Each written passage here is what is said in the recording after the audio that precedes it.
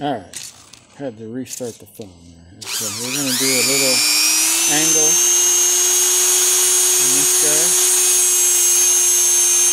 Now they get hot, so be careful. It doesn't feel good. And usually what I'll do is I'll take a bread tie and I'll clean the ends out.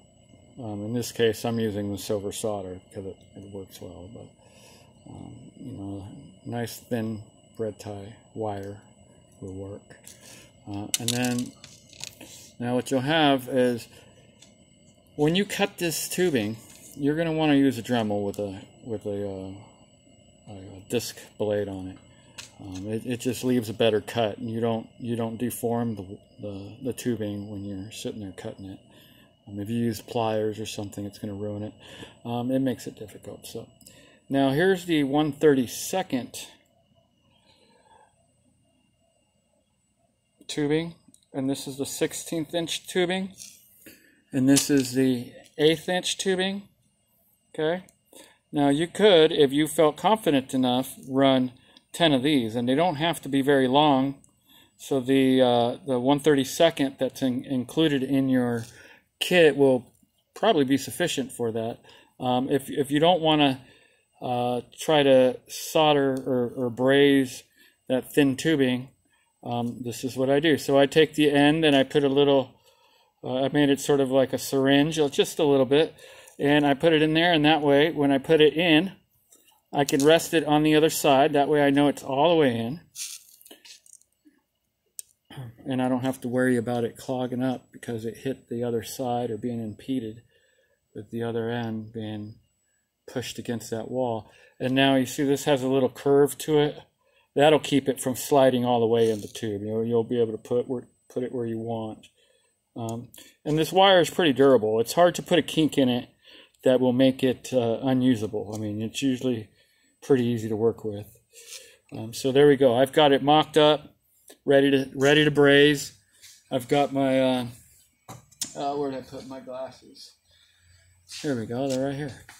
Okay, so I'll put my safety glasses on. I'll get the torch lit up. Hopefully we don't have any issues with the torch.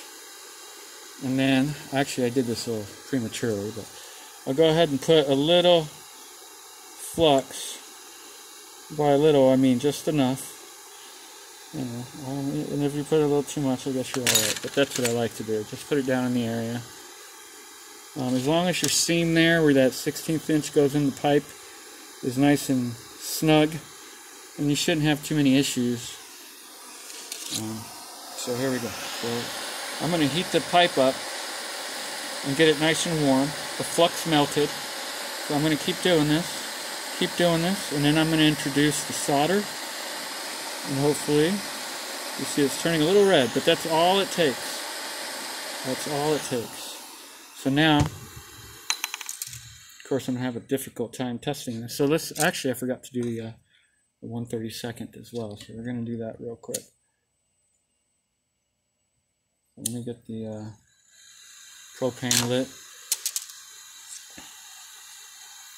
Let's see if I can find it. Here we go. So we're going to do this. And if I wasn't in such a hurry today, I'd spend a little more time doing this, but I've got a ton of work. Okay, so let's try to do this before my battery dies. So here we go. We're gonna melt some of that. We're going to get the tubing nice and warm, nice and hot. And by nice and hot, I mean not too hot. So you get it starts turning red just a little bit. Introduce some of that solder. But bam, there you go. It doesn't take much at all. Now I just realized I'm probably going to have a difficult time testing this because it's not in a tubing, excuse me, it's not in a circle. And usually what I'll do is I'll blow into the fuel feed when the whole thing's together. You know, I'll finish my fuel ring, and then it'll have the fuel line coming up off of it like this, off of that thick connector, which you're going to have to trim to make sure you get it. I explained that earlier, I believe. And so you'll cut a hole and you'll solder it in together, and then I blow. I'll set this in a bowl of water and blow on one end. Make sure I blow hard.